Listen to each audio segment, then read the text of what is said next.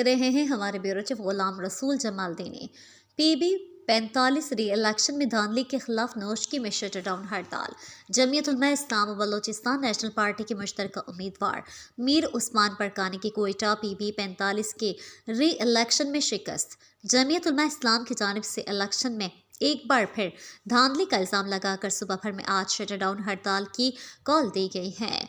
नोशकी शहर में JUI की कॉल पर मुकम्मल शटरडाउन हड़ताल है। शहर में तमाम दुकानें, मार्केटें और मालियाती इदारे बंद हैं। जमयीत उलमा-ए-इस्लाम के ज़िली रहनुमा मौलाना ज़करिया आदिल शहर में शटरडाउन हड़ताल का जायज़ा लेने के बाद गुफ्तगू करते हुए कहा है कि हम नोशकी की तमाम ताजिर बरादरी की दिल से शुक्रिया अदा करते हैं, जिन्होंने हुकूमती धांधली के खिलाफ मुख्तसर कॉल पर दुकानें बंद करके हमारे पुरअमन एहतजाज को कामयाब बनाने में अहम किरदार अदा किया।